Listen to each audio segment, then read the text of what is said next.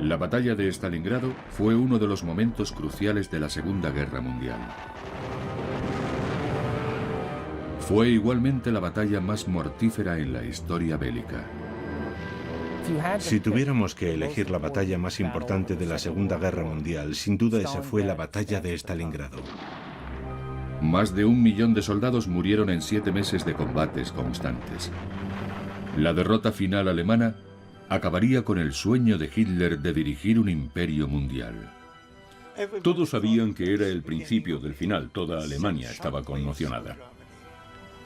Tras la guerra, durante décadas, la batalla fue considerada una victoria de la astucia de Joseph Stalin, cuya estrategia militar detuvo el imparable avance alemán.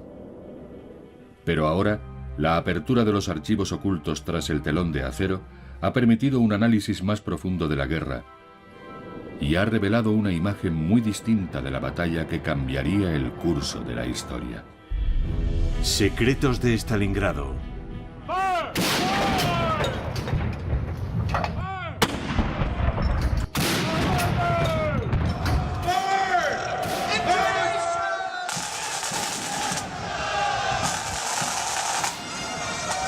Aquí, en la legendaria Academia Militar de la Ciudadela en Carolina del Sur, David Glantz, coronel retirado e historiador militar, ha dedicado su carrera a estudiar la guerra en el frente oriental. Glantz ha escrito más de 1 centenar de libros sobre el ejército soviético y la guerra soviético-alemana.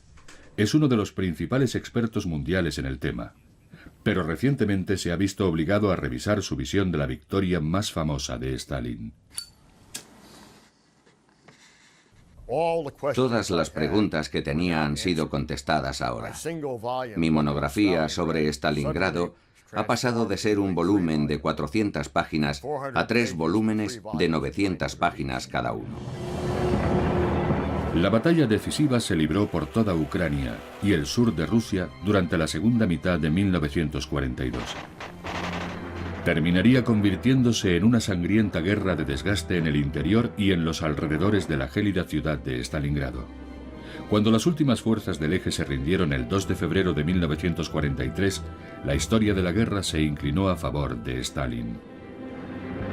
Durante años, los historiadores creyeron que el dictador soviético había hecho caer a Hitler en la trampa, que la victoria del ejército rojo sobre el poderoso ejército nazi fue un golpe maestro del ingenio de Stalin. Pero esa versión de la historia fue escrita por los vencedores, y la verdad es mucho más compleja. La batalla de Stalingrado fue un choque titánico entre 2 de los dictadores más infames del mundo, Joseph Stalin y Adolf Hitler. Hitler creía que el régimen comunista era el resultado de una conspiración judía, ya que muchos de los más destacados fundadores del movimiento comunista, incluido León Trotsky, eran judíos. El Führer quería que el país fuera destruido a cualquier precio.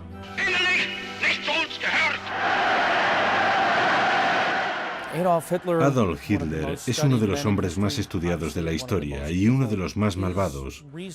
Pensaba que la naturaleza fundamental de la lucha humana era la lucha entre las razas. Para él, la Unión Soviética unía los 2 peores males. En sus propias palabras, el bolchevismo y el judaísmo, y era la mayor amenaza para la raza aria. Stalin, por otro lado, era un megalómano que solo buscaba el poder. Stalin era diferente. Stalin era un tirano, como Iván el Terrible. Era un genio de la intriga. Era como el mago de Oz, pero un mago de Oz malvado. El padre de Sergei, Nikita Khrushchev, conoció muy bien a Stalin. Nikita se convertiría más adelante en el líder de la Unión Soviética, pero durante la Segunda Guerra Mundial era comisario político y miembro del Consejo Militar de Stalin. Fue testigo directo de las decisiones del dictador. En 1939, Stalin firmó un pacto de no agresión con Hitler. El pacto se convirtió de hecho en un salvoconducto de los nazis para invadir Polonia. El pacto fue una arriesgada maniobra de Stalin, una estrategia para ganar tiempo. En 1939, el ejército soviético no era rival para la poderosa maquinaria bélica alemana. Stalin quería que Hitler se distrajera con otras ofensivas, mientras él reconstruía las defensas soviéticas. Stalin era realista y sabía que tarde o temprano Hitler les atacaría. En 1942 no estaba preparado. Y entonces todo saltó por los aires, porque Hitler derrotó a Francia y Gran Bretaña en unas semanas, en 1940. Y cuando Hitler ocupó París, Stalin era como el conejo que se sienta delante de la serpiente. Walter Günther era un soldado alemán que sirvió en Francia y los Balcanes siguiendo al imparable ejército alemán en su conquista de Europa. Después fue destinado a Rumanía. En 1941 tenía muy claro que Hitler preparaba el ataque contra los soviéticos. Veía más y más unidades alemanas dirigiéndose a la frontera entre Rumanía y Rusia en el Mar Negro. Y decía, bueno, espero que no pase nada. Pero el 22 de junio Hitler atacó.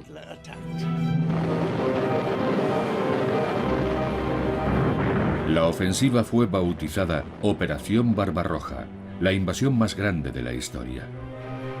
Más de 4 millones de soldados del eje entraron en territorio soviético.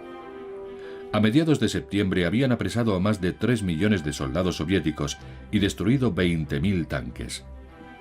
Ninguna nación o imperio había soportado antes semejantes pérdidas sin derrumbarse.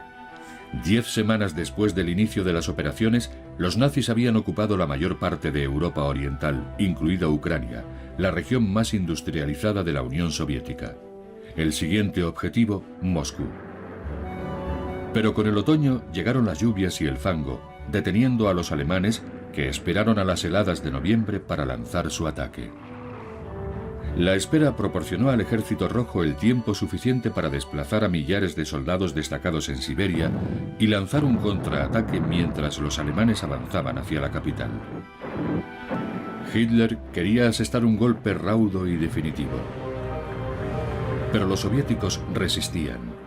Enseguida quedó claro que esta no sería una batalla fácil.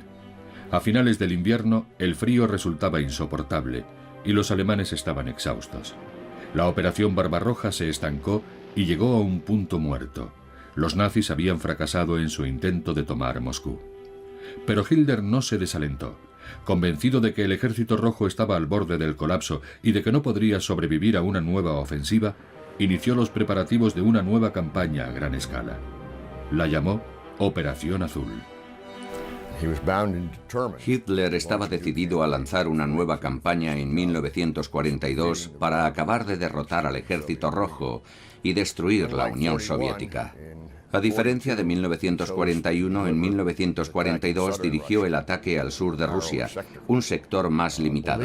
Creía que con las fuerzas de las que disponía alcanzaría sus objetivos. Fall Blau, la Operación Azul, que debía iniciarse en el verano de 1942, era el plan de Hitler para retomar la iniciativa y sacar a la Unión Soviética de la guerra. El propósito de la Operación Azul era rodear y destruir a todo el Ejército Rojo en el sur de Rusia. Hitler dividió el sur en 2 ejércitos. El grupo de ejércitos A recibió la orden de tomar los campos petrolíferos del Cáucaso, después de que el grupo B avanzara hacia el este para asegurar el control del río Volga. La conquista del Volga sería liderada por el 6º ejército alemán, del que Hitler había dicho que podía conquistar el cielo. El éxito de la Operación Azul dependía en gran medida de un hombre: el general Friedrich Paulus. El general Paulus dirigía el 6º ejército desde 1942. La fortaleza de Paulus era su sangre fría como comandante. Era un magnífico estratega y había dirigido muchas de las operaciones alemanas previas. Tenía plena confianza en Adolf Hitler. Creía fervientemente en el fascismo y esa sería una de las razones que provocarían su caída. Los preparativos de la Operación Azul fueron gigantescos.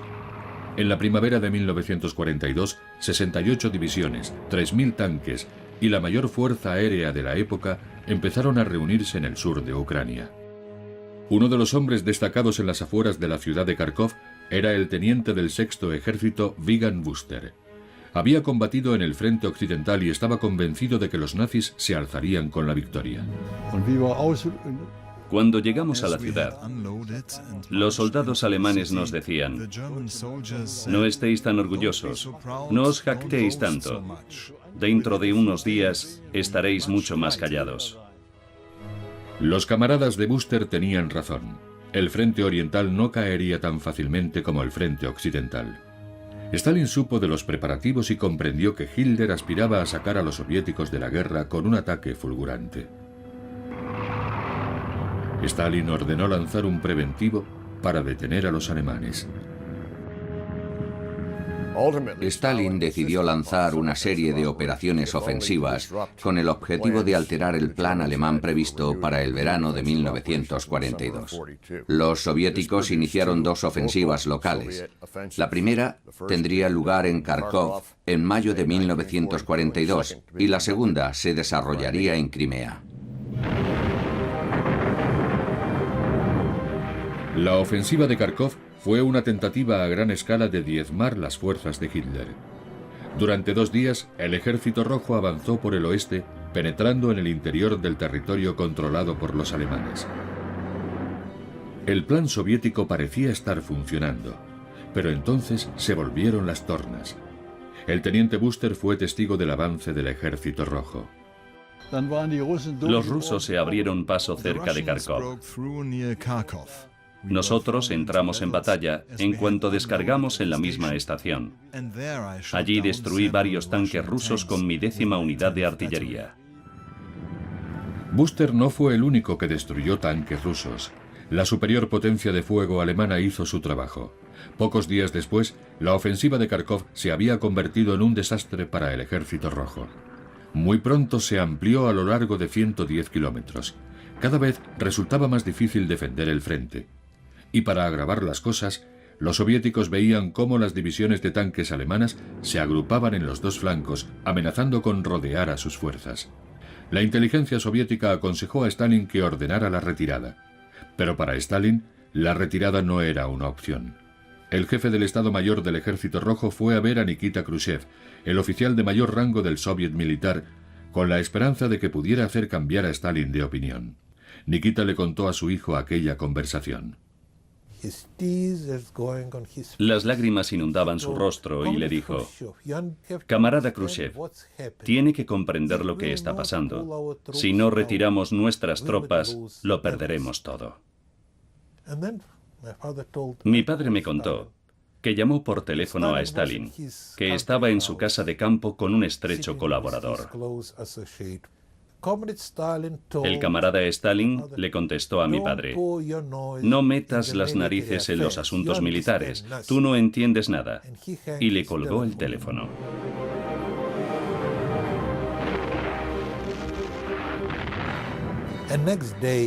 Al día siguiente, los alemanes lanzaron una ofensiva por ambos flancos. Rodearon a 500.000 de soldados y se perdió todo. En el sur, la ofensiva de Stalin en la península de Crimea también acaba en desastre. El ataque del Ejército Rojo no fue rival para el general nazi Erich von Manstein. Von Manstein era un héroe en Alemania por su trabajo en el frente occidental. Era el comandante del 11º Ejército que había tomado Francia en pocas semanas. No tuvo ningún problema para rechazar el ataque ruso. Los efectos de estas derrotas fueron catastróficos para los soviéticos, porque significaba que en la víspera de la Operación Azul alemana, la campaña de verano alemana, el Ejército Rojo había sido despojado de aproximadamente 500.000 de soldados que defendían el sur de Rusia.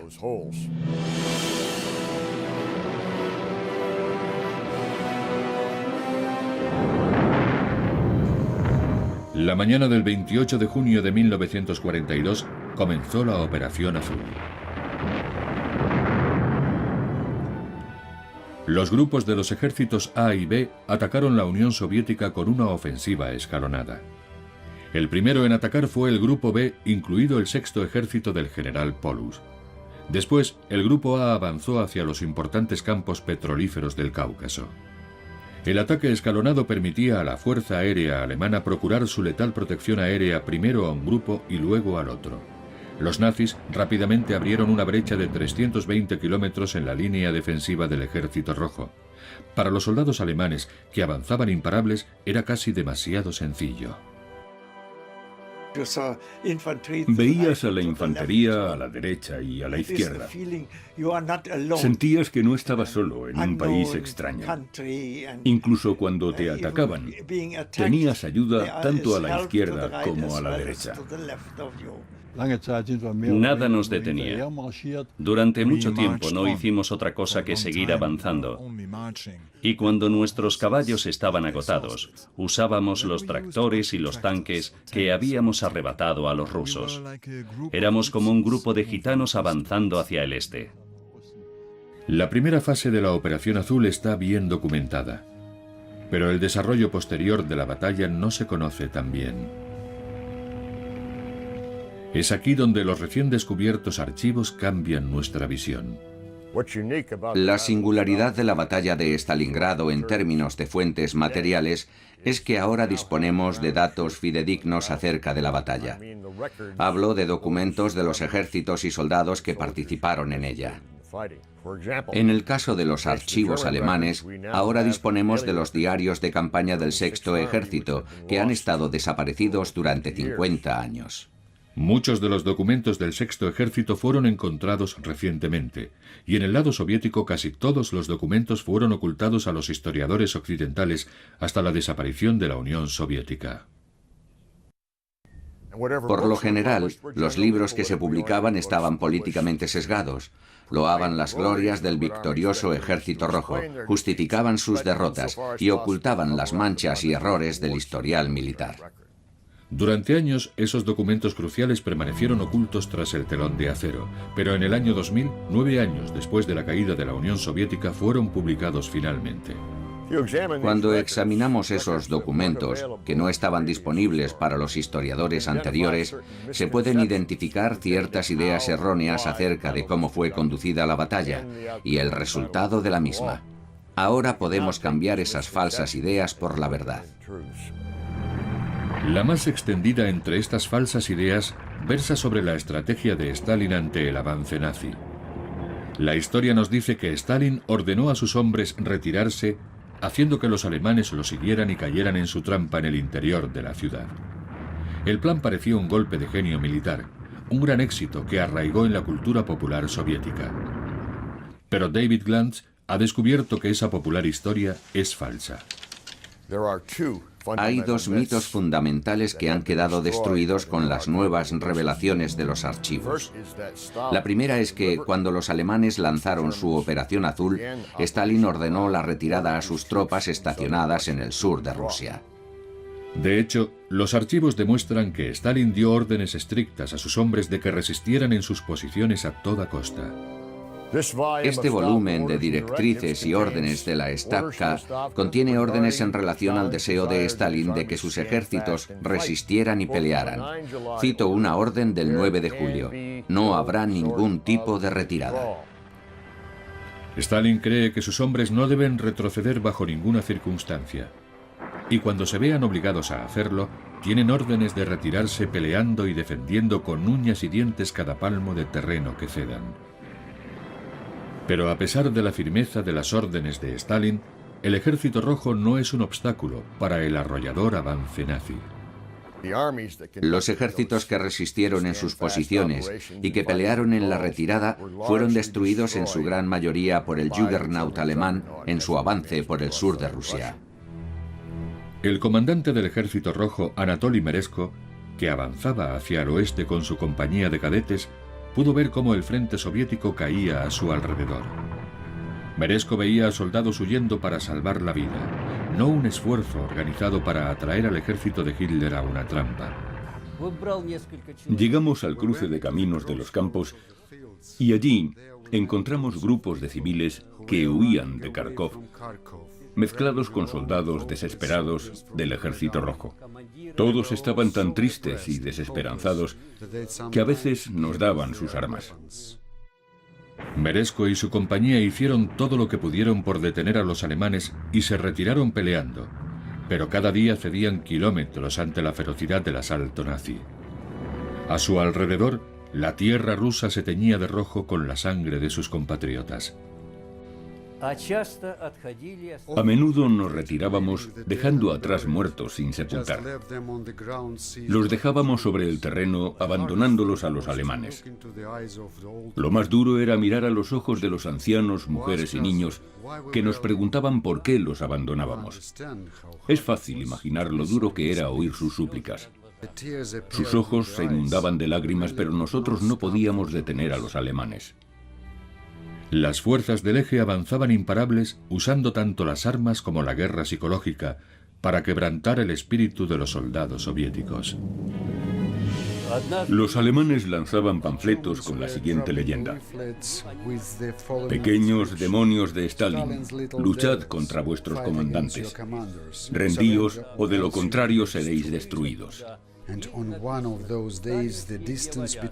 Uno de aquellos días, la distancia entre líneas era de 300 metros.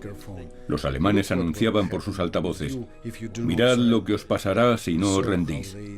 Vimos cómo sacaban a 4 personas medio desnudas de su fortificación y las fusilaban. Los métodos nazis funcionaban. A pesar de las órdenes de Stalin de resistir y luchar, o al menos de retirarse peleando, el caos se apoderó del Ejército Rojo. Los soldados huían intentando sobrevivir.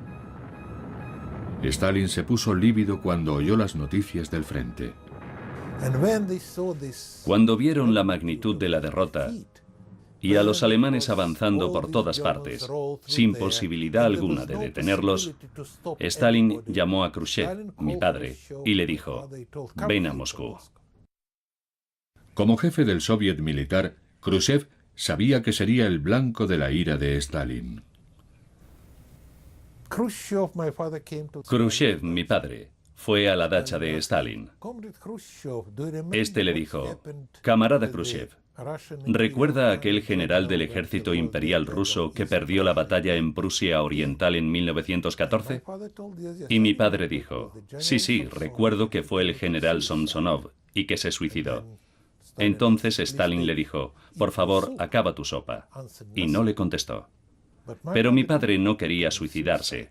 En realidad pensaba que no había sido culpa suya, sino de Stalin. Hoy, los estrategas militares están de acuerdo. La mayoría cree que si Stalin hubiera ordenado una retirada organizada, dando tiempo a sus hombres para reagruparse, podría haber restablecido sus defensas evitando la masacre que tuvo lugar. Pero Stalin se opuso férreamente a la retirada. De hecho, los archivos recientemente descubiertos demuestran lo lejos que estaba dispuesto a llegar para detener la ofensiva nazi. A los ojos de Stalin, la resistencia era la prioridad máxima. Sus tropas debían seguir luchando. El 28 de julio de 1942, Stalin recurrió a medidas draconianas. La Orden 227 emitida por el comisario de defensa proclamaba: ni un paso atrás. Para hacer cumplir la orden, ordenó a todos los ejércitos la creación de destacamentos de bloqueo con instrucciones de fusilar a los soldados que abandonaran el frente aterrados. Meresko esperaba que los destacamentos de bloqueo y los nuevos refuerzos, como sus cadetes, ayudaran a detener las oleadas de soldados que huían. Creíamos que podríamos detener la retirada. Al final la orden puso en marcha las barreras, pero los soldados seguían retrocediendo. Pero teníamos que detener el pánico que invadía a casi todas las divisiones, sobre todo a aquellas divisiones que participaron en la operación de Kharkov. Estaban aterrorizadas, no solo por la infantería, también por los tanques y la fuerza aérea. Incluso la sola palabra alemanes les hacía huir. Los destacamentos de bloqueo estaban bajo el mando de la NKVD, las fuerzas de la policía soviética.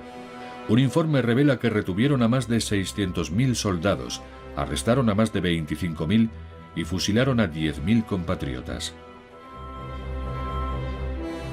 Irónicamente, la NKVD consiguió retirar a más soldados soviéticos de la circulación que los propios alemanes.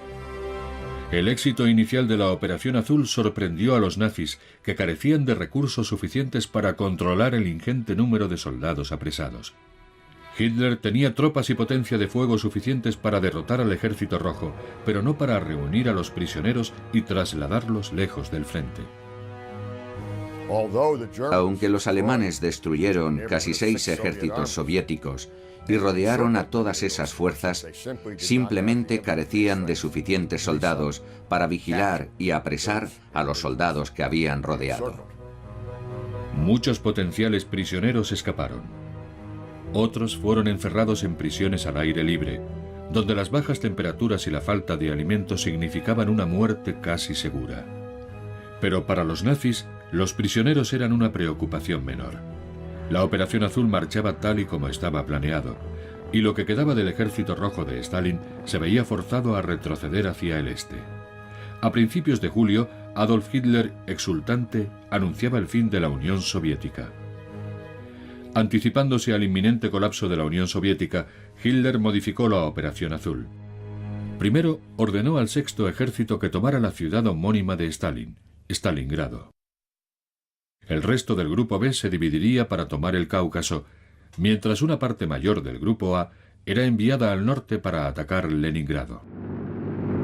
El anuncio de Hitler fue prematuro. Estaba proclamando la victoria antes de ganar la batalla. Debilitó demasiado sus fuerzas separándolas y alejando el apoyo mecanizado necesario de la infantería. El ejército alemán tenía que ejecutar 2 estrategias objetivamente diferentes, no solo Stalingrado, también los campos petrolíferos del Cáucaso. Los hombres del Sexto Ejército tenían la misión más dura: conquistar Stalingrado sin el apoyo del Cuarto Ejército Panzer, ahora camino del Cáucaso. Esto hizo al Sexto Ejército alemán más vulnerable en su avance hacia la ciudad. Los Panzer Mark III eran las bestias de carga del ejército alemán. Diseñado por Daimler-Benz, este tanque fuertemente acorazado de 23 toneladas podía alcanzar velocidades de hasta 35 km por hora. Otra variación era el Sturmgeschütz III, construido sobre el chasis del Panzer.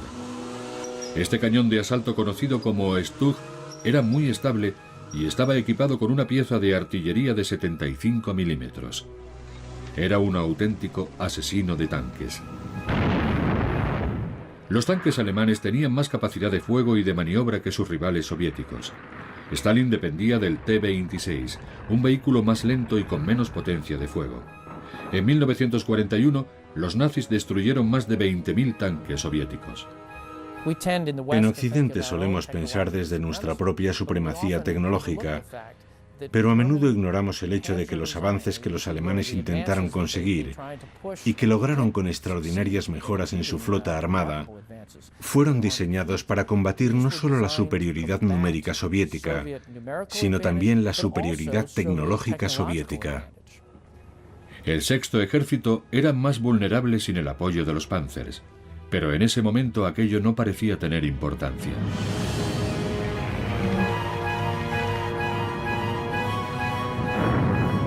En julio de 1942, la resistencia soviética se desmoronaba y las tropas de Hitler avanzaban hacia Stalingrado. El resto del mundo también se hundía. Europa occidental estaba controlada por los nazis. En África, el legendario mariscal de campo Erwin Rommel obligaba a las fuerzas británicas a refugiarse en Egipto y amenazaba con tomar el Cairo. Y los submarinos nazis acechaban en las costas de Estados Unidos, amenazando al último aliado en llegar. La Operación Azul marchaba tan bien que Hitler quiso un nuevo trofeo, la ciudad de Stalingrado. Aunque de menor importancia estratégica que los campos petrolíferos del Cáucaso, tomar la ciudad homónima de Stalin sería un duro golpe para el ejército soviético. Antes se creía que el camino a la ciudad había sido fácil. La segunda idea falsa es que el avance alemán que tuvo lugar en junio, julio y agosto fue un paseo relativamente fácil, sin apenas resistencia. Ahora sabemos que eso es falso. Resultó ser todo lo contrario. A medida que el estruendo nazi se aproximaba a Stalingrado, los soviéticos se reagrupaban lo mejor que podían. Stalin empezó a desplegar ejércitos recién formados en la gran curva del río Don, un tramo del río Don que forma una U tumbada. Era el lugar perfecto para presentar batalla. Esta apuesta desesperada se conocía desde hacía años, pero solo recientemente se ha sabido lo eficaz que resultó y cuántos soldados alemanes murieron. Stalin ordenó a esas fuerzas que lanzaran contraataques múltiples y contraofensivas estratégicas.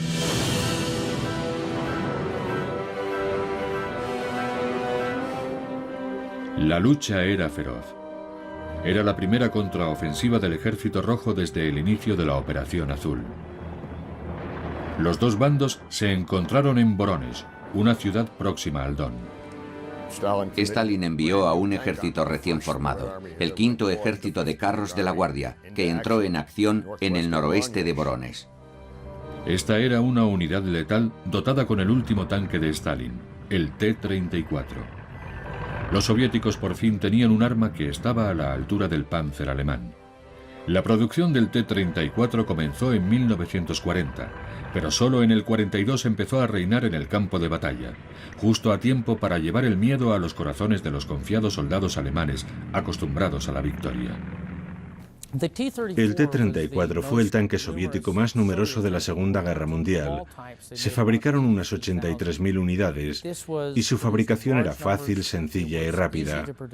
Se le considera el mejor tanque y el más completo de la Segunda Guerra Mundial. Tenía un blindaje inclinado y orugas anchas, por lo que era versátil, veloz y fácil de maniobrar en cualquier terreno. El motor diésel de 12 cilindros era muy potente y alcanzaba los 55 km por hora. Llevaba un cañón de 76 milímetros y dos ametralladoras de 7,62 milímetros. Solo había una cosa que todo el mundo temía: el tanque ruso T-34. Un cañón normal no podía atravesar el blindaje frontal del tanque. Era necesario usar cañones de 7,5 milímetros que habitualmente se usaban contra la aviación. Si intentabas destruir un T-34 con un cañón antitanque de, digamos, 37 milímetros, el proyectil rebotaba en el blindaje frontal e incluso en los laterales. Se trataba sin lugar a dudas de un tanque seguro, con gran potencia de fuego, y su tripulación estaba muy protegida.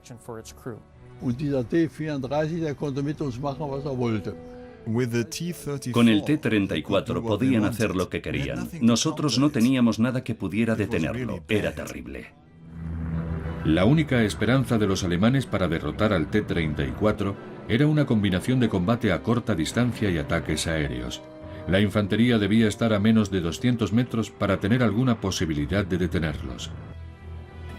Tenían que acercarse mucho y apuntar a las rendijas de visión o a la caja del motor para intentar inutilizarlos. Una vez detenido, los soldados tenían que acercarse desde atrás y trepar hasta la torreta para lanzar una granada dentro de la cabina de la tripulación o colocar la granada bajo el sistema del cañón principal, inutilizándolo. El combate entre tanques típico de la Segunda Guerra Mundial se desarrollaba a menos de 300 metros. Eran batallas a distancias muy cortas. Para destruir un T-34, los soldados tenían que subirse literalmente encima del tanque. Camino de Stalingrado, Vigán Buster se vio cara a cara con numerosos T-34. En ocasiones, fue solo la suerte la que hizo que sus hombres y él siguieran con vida. Envié a un soldado a mirar al otro lado de la esquina, para que nos avisara cuando se acercaran los tanques rusos. Enseguida se acercó uno, un tanque solo. Creo que se habían perdido y no sabían a dónde ir. El soldado nos avisó y nosotros apuntamos a la esquina. Cuando apareció disparamos y voló en 1000 pedazos. Buster y sus hombres ganaron esa batalla, pero atacar a tanques perdidos no era una estrategia repetible. Lo que parecía un camino fácil hasta Stalingrado se había convertido en una lucha titánica. Cuando el Sexto Ejército intentaba controlar la gran curva del río Don, se vio sorprendido por la ferocidad de la defensa soviética. Sin el apoyo del Cuarto Ejército Panzer, los nazis eran derrotados una y otra vez por el Ejército Rojo y sus T-34. Cuando el Sexto Ejército del general Paulus intentó avanzar hacia el este, los soviéticos, con su 62º Ejército y 2 nuevos ejércitos de tanques, le infligieron severas pérdidas, puede que de hasta 10.000 hombres, impidiendo que el Sexto Ejército alcanzara su objetivo durante al menos 3 semanas. Las bajas fueron mucho más numerosas de lo que se creía hasta ahora. La contraofensiva soviética estaba causando estragos. Hubo una mala experiencia. Fue con un joven teniente que lo sabía todo y al que no se le podía convencer de que debía tener cuidado, aunque no tuviese contacto con los rusos. Cogió su unidad, unos 50 soldados a su derecha y 25 a su izquierda, y de alguna forma consiguió atravesar las líneas rusas. Nosotros no sabíamos exactamente a dónde iban. Los rusos esperaron hasta que los alemanes se acercaron a unos 15 metros y los mataron a todos. De 50 soldados solo sobrevivieron 2. El ejército del que Hitler había presumido que podía conquistar el cielo avanzaba a duras penas por el sur de Rusia. El Sexto Ejército estaba seriamente mermado cuando finalmente consiguió llegar a las orillas del Don. Eso significa que cuando Paulus inició el asalto a Stalingrado, lo hizo con sus fuerzas seriamente mermadas. Finalmente, eso le pasaría factura en la eficacia del asalto. Pero fue aquí, sobre las colinas que dominan el río Don, donde la maquinaria de guerra alemana pareció recuperarse y volver a tomar la iniciativa. El siguiente objetivo del general Paulus era tomar el istmo que conducía a Stalingrado. Esta vez recibiría ayuda. Hitler, exasperado por los lentos progresos del Sexto Ejército en la gran curva del río Don, ordenó regresar del Cáucaso al Cuarto Ejército Panzer. El general Paulus planeó un ataque en 2 frentes. El Sexto Ejército atacaría la ciudad desde el norte, mientras el Cuarto Ejército Panzer atacaría desde el sur. Los 2 ejércitos se encontrarían en Stalingrado, junto a las orillas del Volga. El 22 de agosto, las primeras unidades alemanas cruzaban el río Don, estableciendo una cabeza de puente en la orilla este. Al amanecer del 23 de agosto entraron los vehículos blindados. Con superioridad aérea completa, el rugido de los motores de los tanques del general Paulus rompía el silencio matutino. El asalto final a Stalingrado había empezado. Oímos el estruendo en la estepa. Un montón de tanques enemigos avanzaban hacia nosotros. Los alemanes atacaron con un cuerpo blindado que destruyó las defensas de nuestras 2 pequeñas divisiones. Los tanques no encontraron ninguna resistencia y entraron en Stalingrado en formación de desfile. El flanco derecho de nuestro batallón de cadetes se vio sorprendido por los tanques. Un pequeño número de tanques se separaron del desfile y arrollaron vivos a los cadetes. Eso ocurrió aproximadamente a 1 kilómetro de nosotros. Todos los cadetes lloraban de impotencia. Nuestros amigos estaban muriendo y no podíamos ayudarles. Aquella misma tarde, el Sexto Ejército dominaba el Volga desde los barrios del norte de Stalingrado. El general Paulus lanzó a la fuerza aérea alemana. A las 4 de la tarde, en el cielo, apareció un enjambre de aviones aproximándose en oleadas a Stalingrado. Había empezado el bombardeo de la ciudad. Las columnas de humo negro se elevaban varios kilómetros en el cielo. Por la noche, Stalingrado ardía en llamas.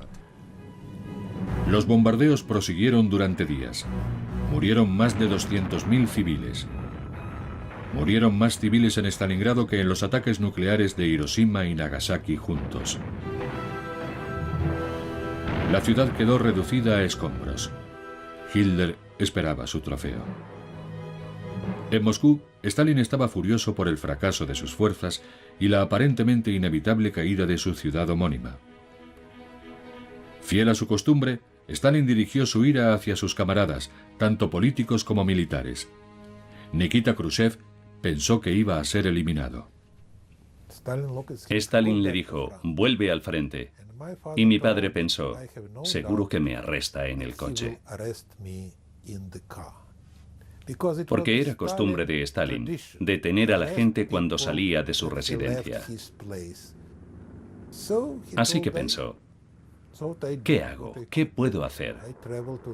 Y contó, fui hasta el aeródromo militar y nadie me arrestó. Luego subí al avión y volé hasta el frente. Solo me sentí a salvo cuando llegué a Stalingrado.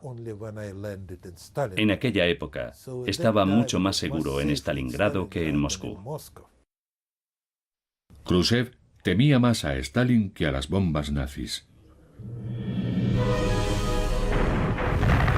Las bombas seguían cayendo y los soldados alemanes cada vez estaban más cerca de las humeantes ruinas de la ciudad. Estaba a punto de comenzar la sangrienta guerra urbana que sería documentada también después de la guerra. Menos conocidas fueron una serie de duras batallas libradas en el sector norte de la ciudad. David Glantz ha descubierto que esas batallas olvidadas fueron un punto crucial en la guerra. En ellas se decidiría el destino de Alemania antes incluso de que los nazis pisaran Stalingrado. Fue aquí, en un lugar llamado Kotluban, donde los rusos consiguieron su mayor éxito. Fue aquí, y no en Stalingrado, donde cambió el curso de la guerra.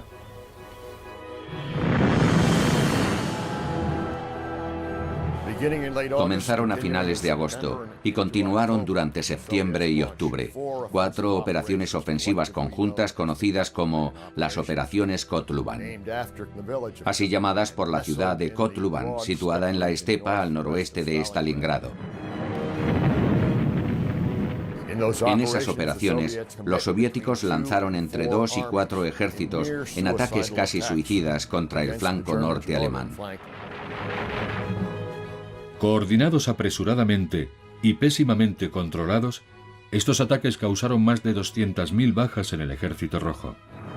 Eran misiones aleatorias y peligrosas que retrasaron el ataque alemán, pero que pusieron a soldados como Anatoly Meresko al borde de la muerte.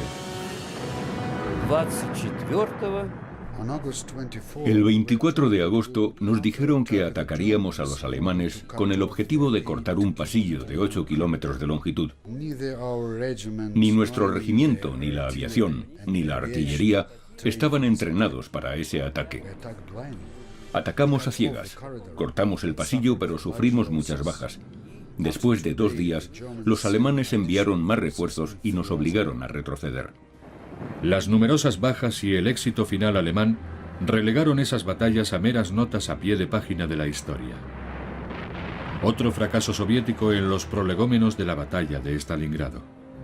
Pero la historia tiene otra lectura. Los soviéticos sufrieron pérdidas espantosas en los enfrentamientos de Kotluban, tanto en vidas humanas como en tanques.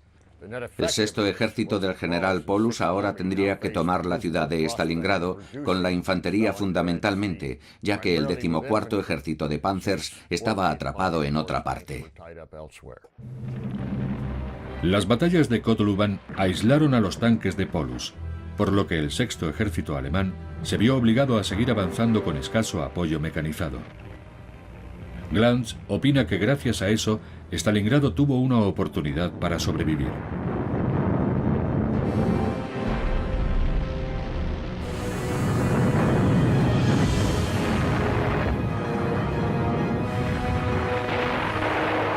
El 13 de septiembre de 1942, el sexto ejército lanzó el ataque final. La batalla por la ciudad había comenzado. Stalingrado se convirtió básicamente en un matadero al que el sexto ejército envió en septiembre a 1/3 de sus fuerzas. A finales de noviembre estaba allí todo el ejército.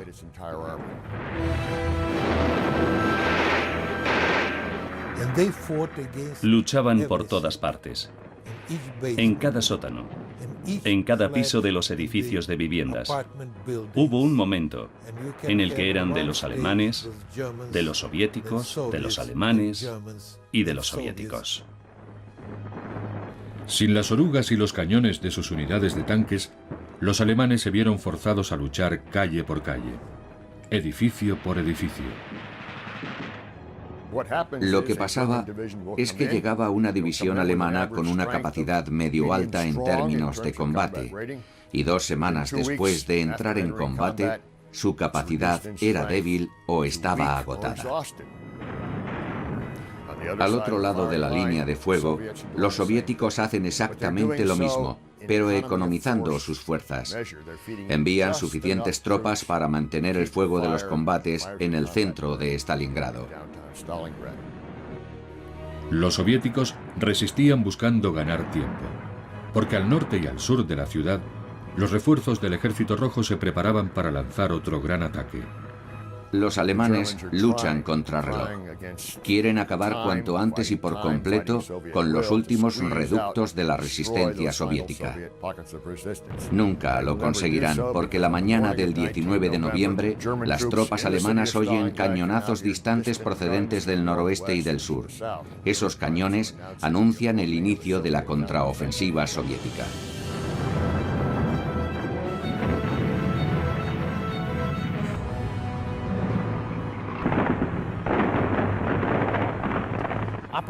La Operación Urano fue el esfuerzo soviético por cerrar el círculo, para aplicar 2 pinzas masivas, una por el norte y otra por el sur. Los soviéticos sabían que las líneas alemanas eran débiles y pronto las atravesaron. Más de 1 millón de soldados del Ejército Rojo rodearon a las tropas alemanas.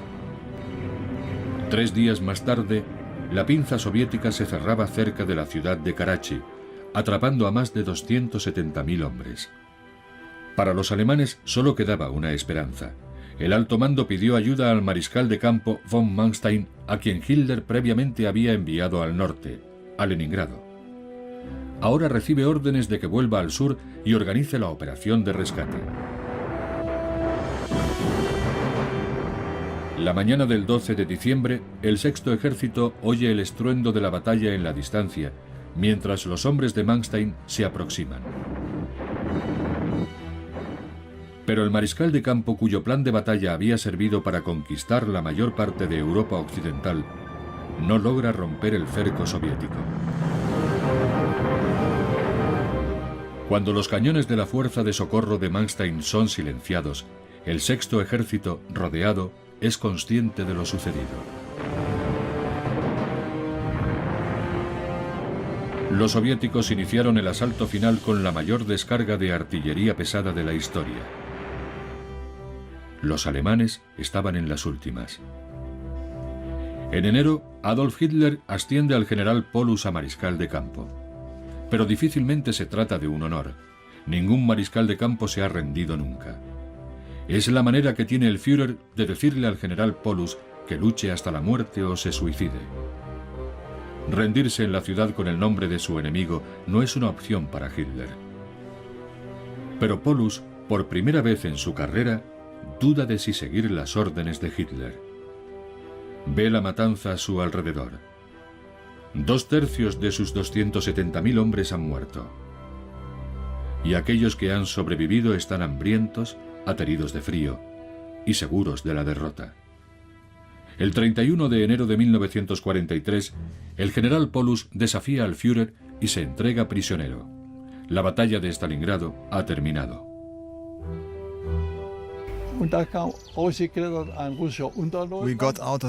Salimos del sótano de un edificio destruido.